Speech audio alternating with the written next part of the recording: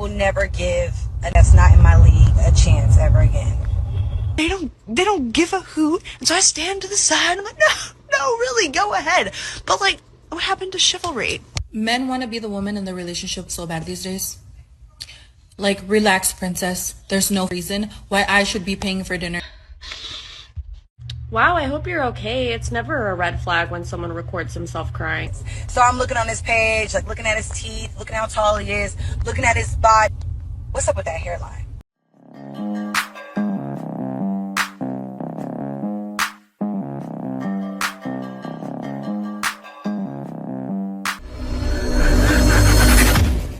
Welcome back to More to Life. Before we get into this video, like, comment, subscribe. Also, smash that notification bell just to be sure you get on my videos as soon as I release them. Let's get right into this. I dubbed them princess boys because clearly they want the princess treatment. And being a woman of substance and means, I can provide that for them. Now, there's things that I want in exchange for taking care of a princess boy. And, you know, if that is what men are interested in behaving like, I feel like I can do that. I can be that person for you. I can give you an experience you've never had. Can we just keep it a buck? If they're fine enough, if they're funny enough, or if their financial status is what you want. Fine, funny, money. You're throwing all boundaries, standards, all that talked on Instagram about how you would never, and this woman ain't cute because women this and men this. You're moving forward with this person. You know, she's the perfect example. I did a thumbnail yesterday, and I don't know if a lot of guys got it, but it showed a black woman sitting in a room and a bunch of men in the back. It was Indian men, it was white men. I'll show it here. But that symbolized this attitude. You see how she slept her way to the top? You see how she talks about men like they're an object? Because she did it. She lived it. She's living proof. And now she's saying, I'll treat a man like a princess boy for doing the same thing you're doing. This is wild. She goes through life like a 304. And you know what's crazy is she's an example of how modern women want to live. So many modern women want to follow her footsteps. Do what they gotta do to get on top. She did it, right? She got TV spots. For reasons she shouldn't have been there, actually, because she was on football. Same thing. What's her name? Molly Quorum, right?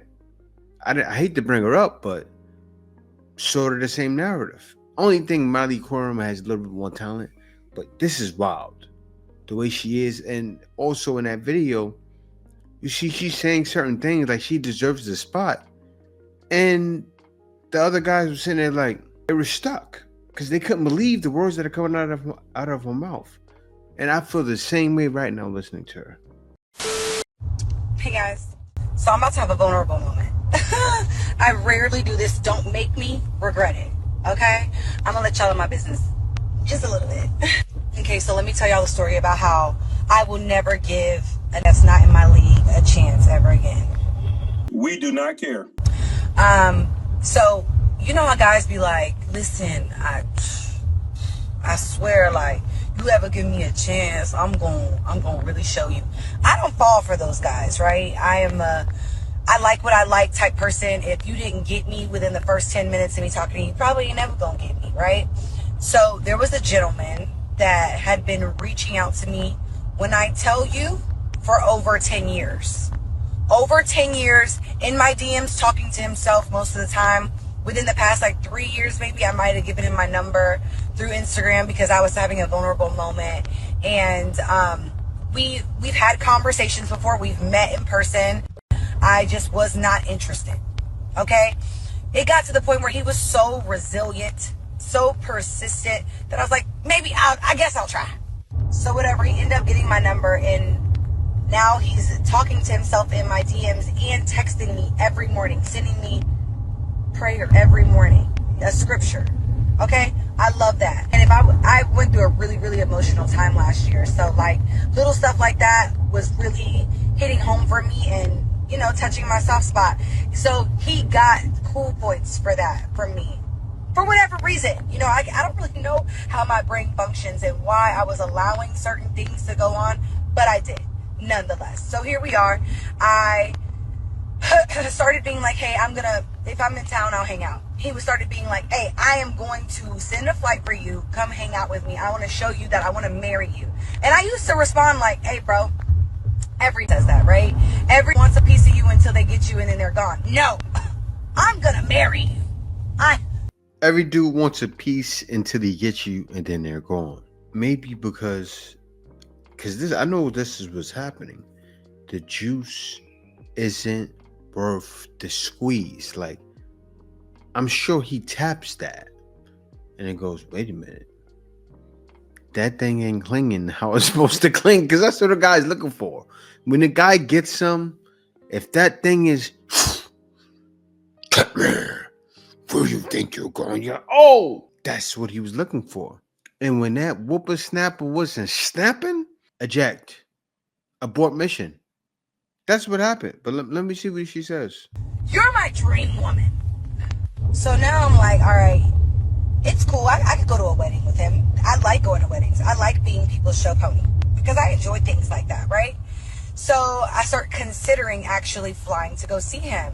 And now I'm like on his page picking him apart. Like, he'll send me videos like, hey, I went and got my teeth cleaned. I know how much you like when people get their teeth cleaned. I was like, okay, effort. He's like, well, I smell real nice. You know, I like that type of stuff too.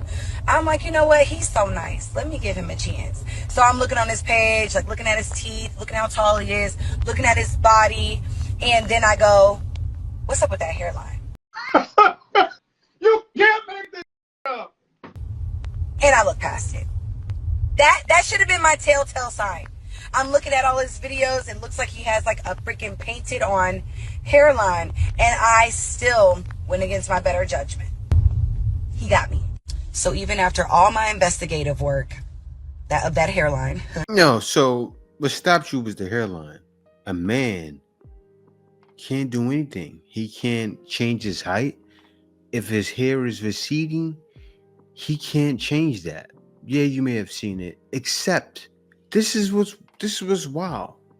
She's has not a piece of acceptance bone in her body, because that's what men do all the time for women. You put on makeup.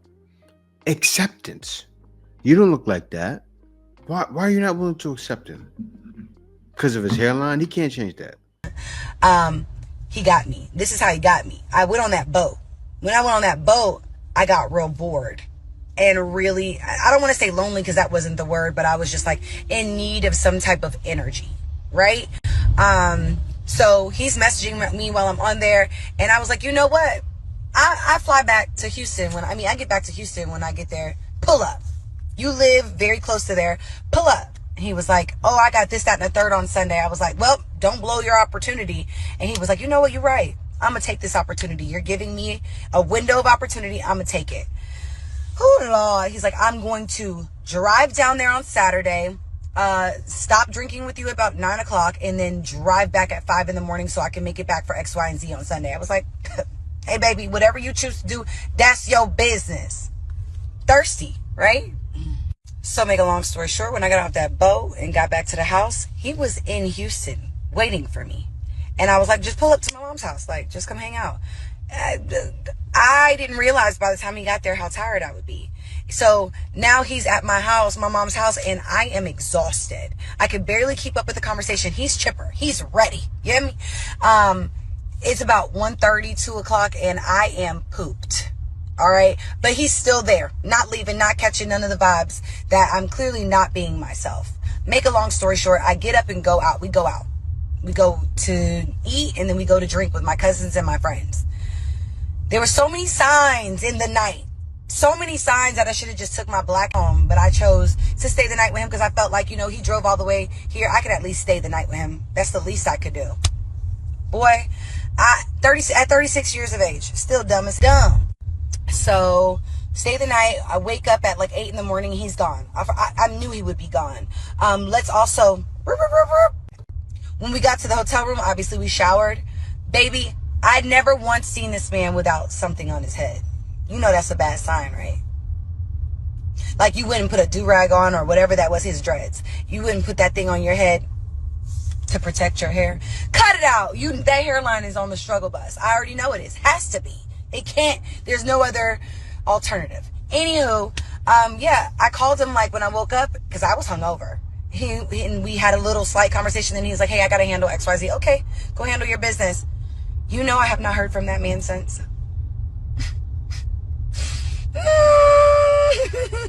He did exactly what I told him he would do. And I really hate that for him because he's dead to me. Dead. Congratulations, you played yourself. I called him a couple of times after that to like cuss him out, and he acted like he was just so busy with work. So busy with work and his child that he just couldn't fathom having this conversation right now, and that he would call me back. He called me back one time, but I was asleep, and I have yet to have the conversation with him. Baby, he has since gotten the "you are dead to me" and "you are a loser" text message, which I have not heard back from. I also think I blocked him, so I won't be getting that correspondence back from him. But I say all that to say, to you nice guys out there that, you know, you were hoping that one day I might give you a chance. I'm not interested in anybody. If you're not my type, I'm not even entertaining the thought of talking to you. He ruined it for all of you. Welcome. Thank you for joining my TED Talk. I am done embarrassing myself for the day. Yes, you definitely embarrassed yourself because you didn't tell him. I didn't hear one explanation of you telling him what happened. As you said, you just explained. He came and he was chipper. You was tired. You should have explained the night to him. Maybe he didn't get it. As you can tell, he didn't get it. She wants him to have a clue. This is the problem. A man is not going to guess. You know, when I was younger, I started getting good at guessing when to make moves. But you know what I had to do? A lot of guessing. And a lot of men don't know how to guess. And it's true when they say, shut up, be quiet, and listen. You'll get some. And what happened with him, yes, he doesn't have those sort of clues, or maybe he wasn't taught, or he doesn't have the experience. Tell him, this is why I was tired that day. This is why I couldn't hang out. This is why we went to the hotel. I went to sleep because I was tired from my trip. I should have planned. I should have told you to come another day. I was trying to squeeze you in because I care about you.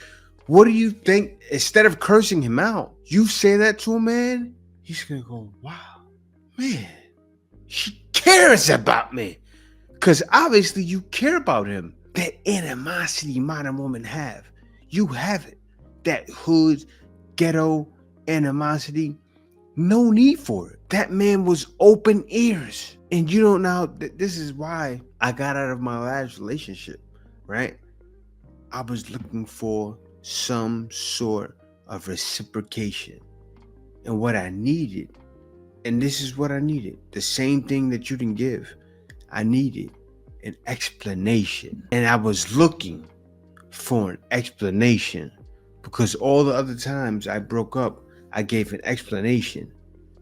And when she didn't give that explanation of why things were being done, because I was looking for it, I said, I'm gone. That's what happened. And right after that, that's when I married my wife. So maybe he let you alone.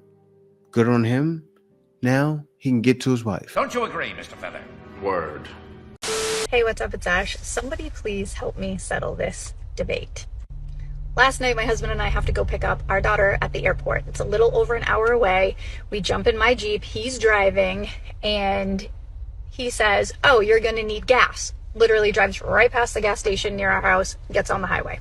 So I'm thinking, all right, no big deal. We have plenty of time. We're gonna pass many on the ride. So I'm sitting in the passenger seat. I'm texting her so we can time it. You know, she gets off her flight, she grabs her bag, she's out on the sidewalk, and we pick her up.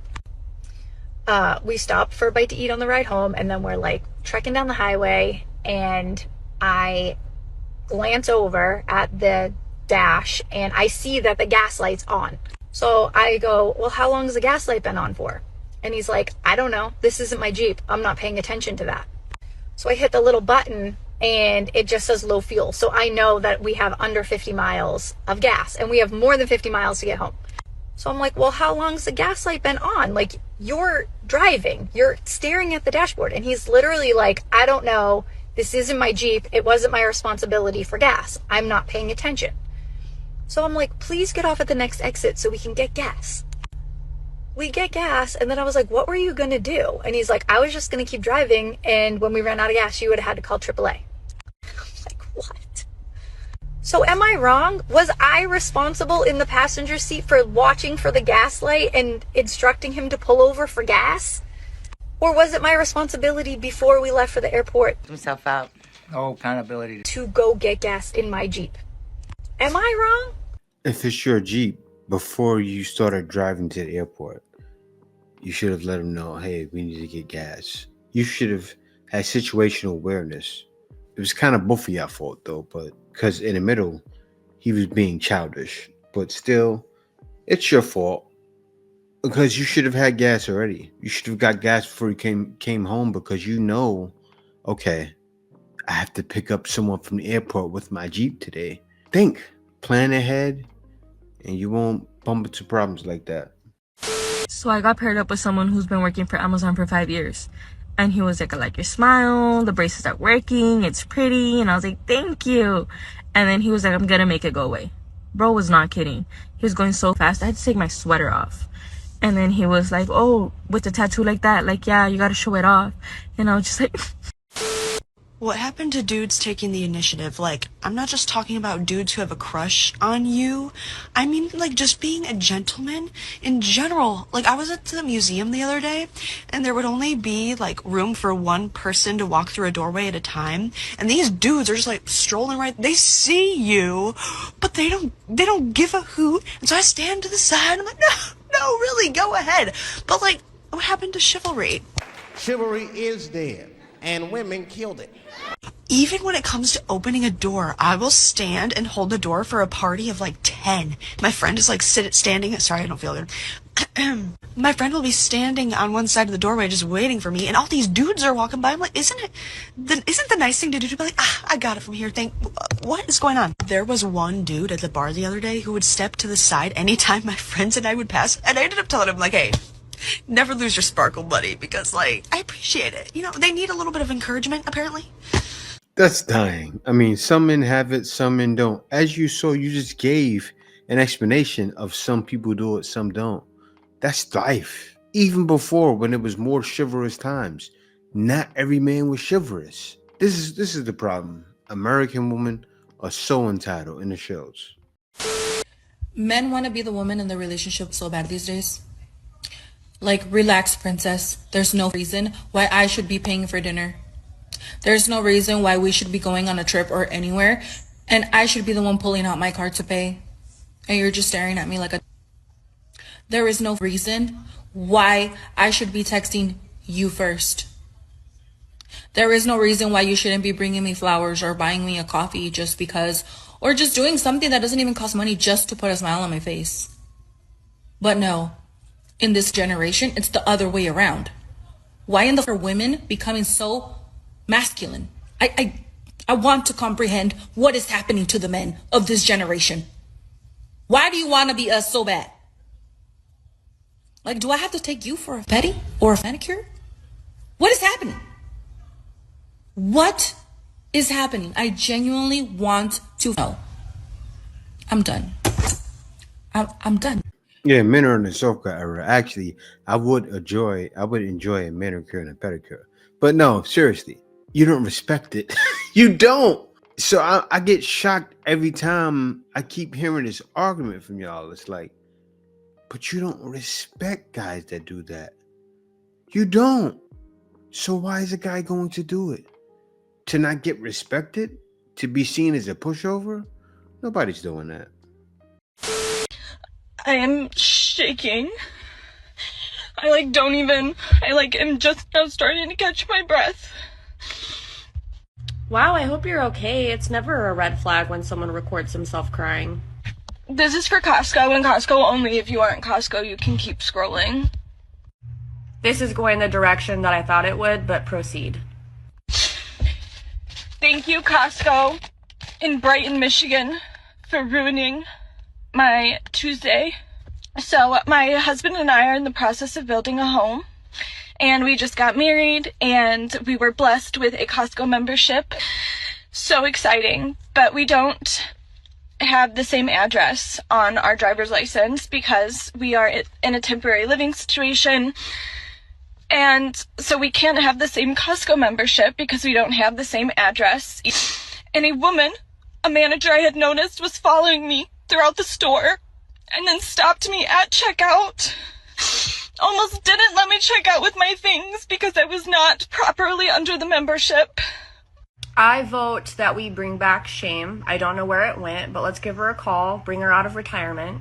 There are very few scenarios that would have elicited this kind of response from shopping at a Costco. One of them being you were being harassed inside of the store while you were shopping and Costco opted not to help you, or you witnessed someone dump a box of puppies in the parking lot. But instead you're having a panic attack in your car because Costco chose to abide by their own policies. And this is why I don't grocery shop and make my husband come with me. Either way, my husband called. It's all better. And scene. That's wild. You're crying for no reason. She's actually, I get why she's crying. She's doing it for the money. She is. And it just shows like nowadays people will do anything for the money. Like she's crying for the money. That's why she, as the lady said that was reacting to her, put her on the camera and cried. It's all for the money. It's all for clicks and views and likes. She's going to make some money off TikTok. That video, I didn't see it, but it probably could have gotten, 20,000 likes. Videos like that, when someone's crying and they're emotional, gets a bunch of likes, clicks, a lot of, oh, I feel sorry. Oh, it happened to me too. I'm sure that it happened. Yes, shame, as the other woman stated, shame would stop it, but it's not going to be big enough. It's only going to get worse. If you saw my previous video of the same matter, no, you didn't. But Donald Glover interviewed himself, right? And that's not even the strangest part. It's not the strangest part. But why did he ask himself this question? Why are you afraid of black women? He asks himself. He answers. Why are you asking me that?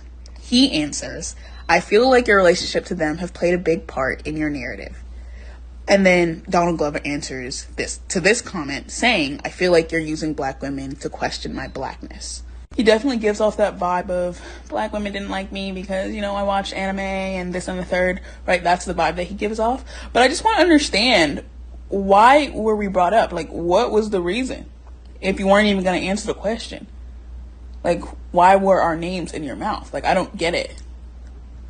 The interview entirely was just kind of weird, but, I feel like this, I don't even know what to say. Like, it's just weird. Same thing. It caused a reaction that you're giving. That's why he did it, right? The shock value. You're shocked. You react. You keep him relevant. You posting something on TikTok. Now his name, his relevance just increased. And just the video before this, I've showed a bunch of ladies like you reacting to Donald Glover. And that's what it does. It keeps the world turning. It keeps things burning. You're doing that. So what's happened is Donald Glover has actually, he's felt it. He's felt it from black women. He did. He would have loved to be with a black woman, but he can't because the white woman is more quiet. She is willing to keep things quiet to protect their children. She's willing to keep things quiet in a relationship. And he couldn't get that. And you know why. You know why he put up. He loves black women. Same reason why I talk about black women. I used to love black women. I still do. So you being an athlete that made millions and millions of dollars, why do most athletes choose white women? Because 50% of white women in college. There's a higher rate of white women in college than black women. So it's like if you're a professional, if you're a college player, You gonna majority be in the class with what type of woman? White women.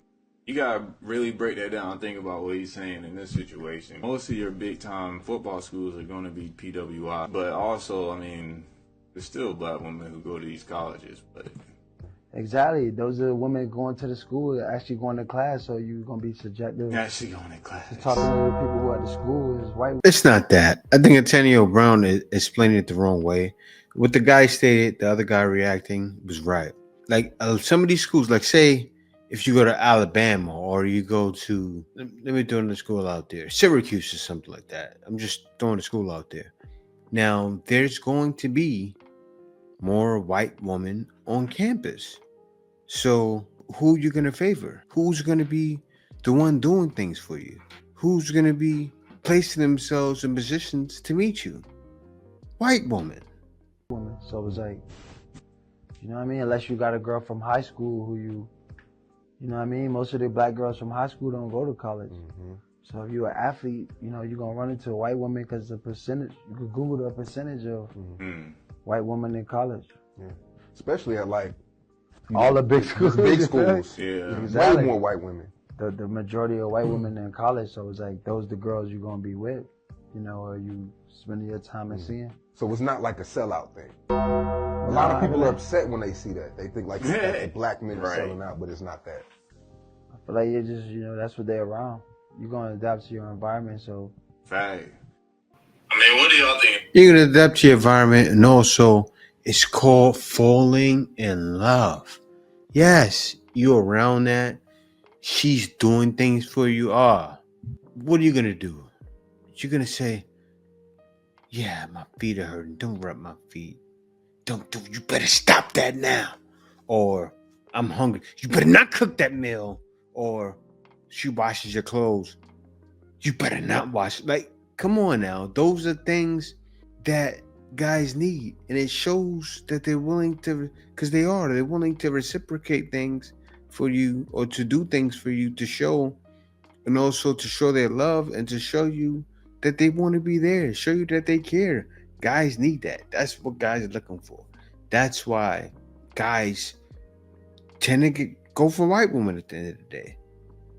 Not because they hate black women, because a lot of times they may be the ones that'll step up.